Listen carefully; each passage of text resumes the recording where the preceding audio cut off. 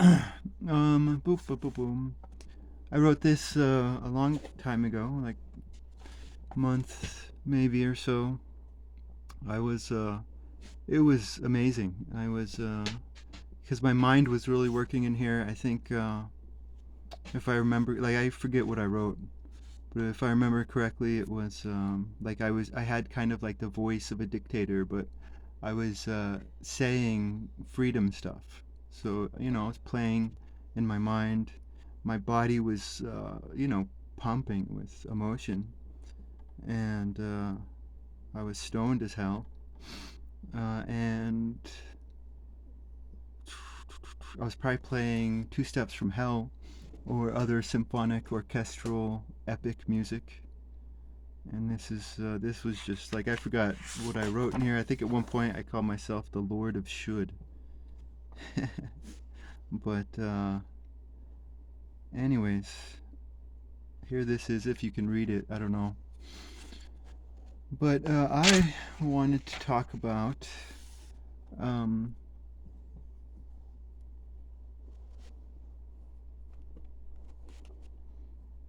I wanted to talk about it says in the Bible somewhere that in wicked times wise men keep their mouths shut, right? So uh, why would wise men keep their mouth shut in wicked times? And you have to think about why would you go criticize someone, right? You go criticize someone from love, right? You don't want them to act with disgusting behavior.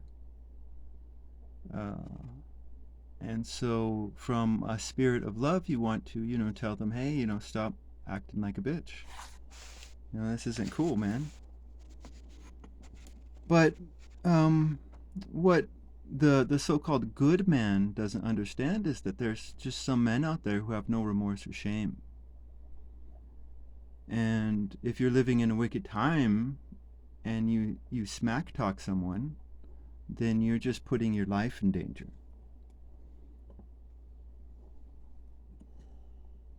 So this is why in the Bible they say this, right? Um, in fact, if you look further into smack talk is reserved for criminals or bad behavior. If you're smack talking an innocent person, then that's just not right. But that happens all the time, does it not? But you can smack talk criminals or bad behavior, and there's a difference between this because there's crime, but then there's also behavior which is technically not crime. Um, I can't read the under. Ah.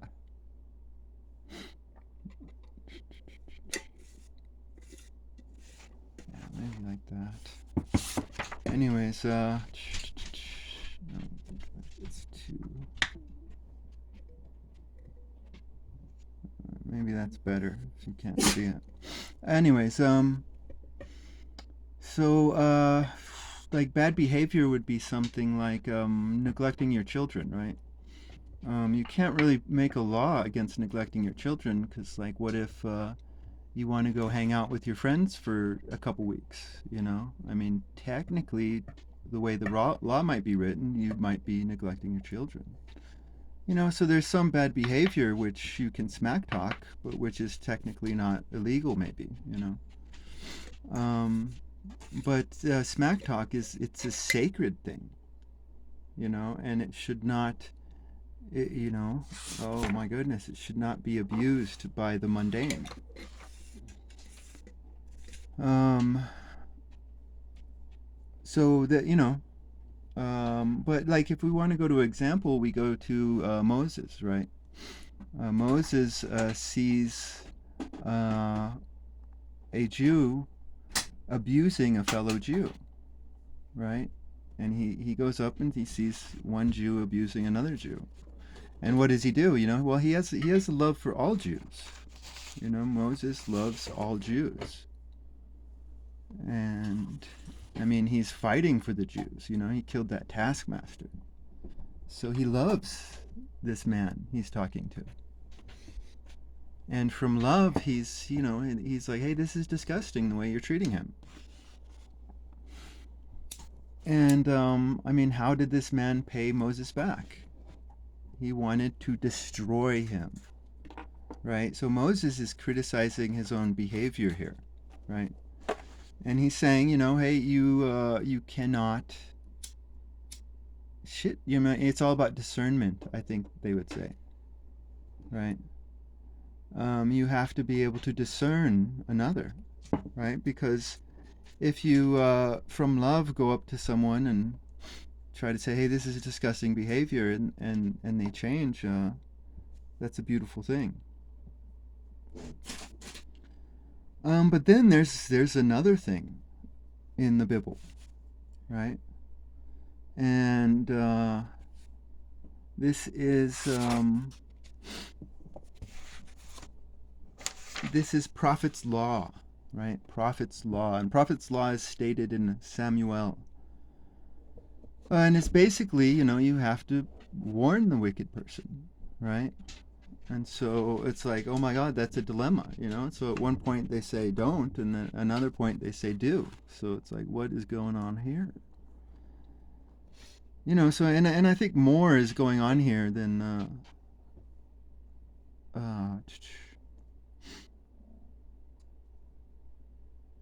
it's, well, I mean, you'd have to go deeper into it, but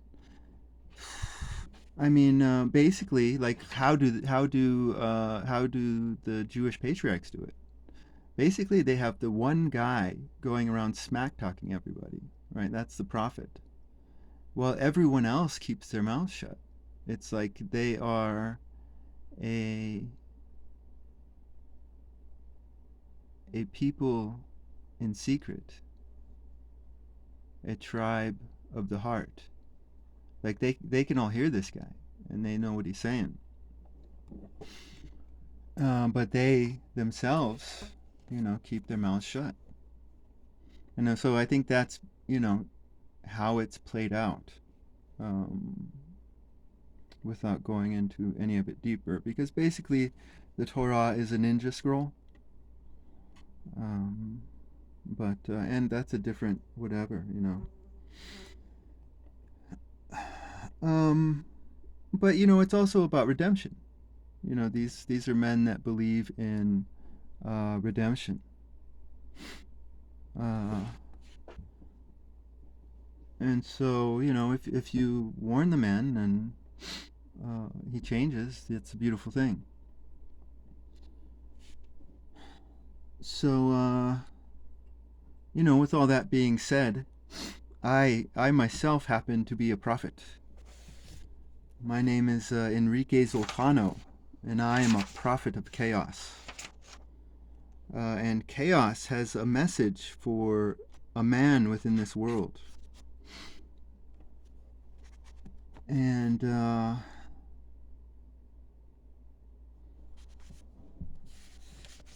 yes, I guess it all begins. I don't know. Like, I can't remember my first video game experiences. They're scattered. But I do definitely remember Zelda and Mario. I think the first RPG game that I really got into, other than Zelda, was a game called Phantasy Star, and it was it was open world, it was RPG, and it was just cool. But then one day I came across a game called Morrowind, and Morrowind is was just an amazing game. I mean, video games can deliver different experiences. Uh, some video games are for friends and family. But some video games, are like a novel. It takes you into another world. and you get to live like in an RPG game. You get to, basically go into like a book, a storybook. And that's what this game Morrowind did for me. It was just, it was an amazing game and an amazing experience. Uh, and oh my goodness, like you couldn't imagine the hope and the expectation that I had when I heard about the video game Oblivion coming out. Like I was just like, oh my god, Oblivion is about to come out. I was just filled with just indescribable. But before we go on, I mean, you have to understand that there's a difference between like movies and books. Like you cannot turn a movie into a book or a book into a movie because the format's only like 2 hours or so. Any book would have to be turned into a series rather than a movie. So at some point you just have to let go, and judge it on its own merits. But I mean, Oblivion was the greatest disappointment of my life.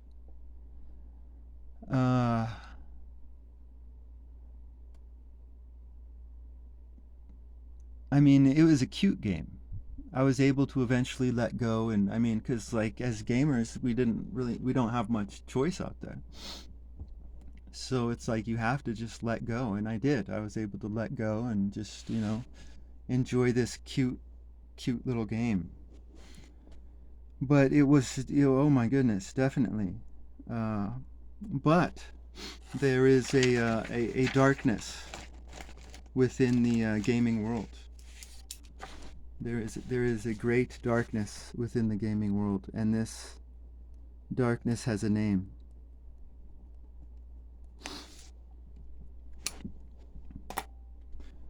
I mean, apparently Todd Howard was a part of the Morrowind creation, but at some point he obviously lost his soul. In a subculture within the United States, men who wear brown coats a brown coat is considered a symbol of revolution against the man, and this comes from the Firefly and Serenity.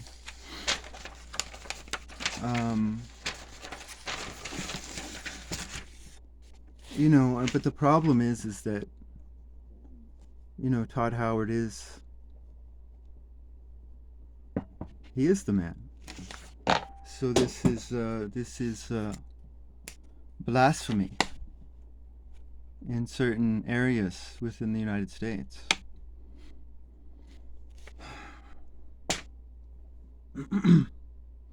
I mean, imagine Todd Howard within It's a Wonderful Life. Okay, let me set up the scene for you. Imagine a man walking down the street with his family, and there's the sounds of laughter, there's just brightness, joy and happiness. And this bright, this warm scene is only possible, it's only capable because the man within this scene is satisfied.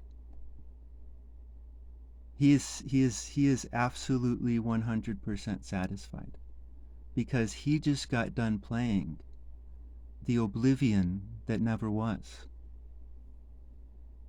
He just got done playing the Skyrim that never was. The Fallout that never was.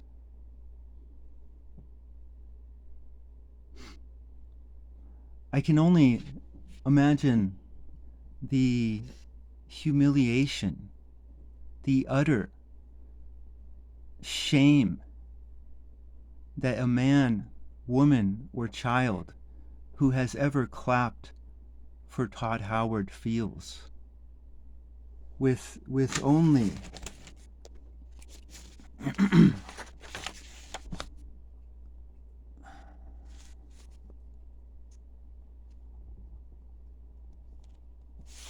with only the paid clappers who have maintained a small shred of their honor and their dignity. Todd Howard, chaos loves thee.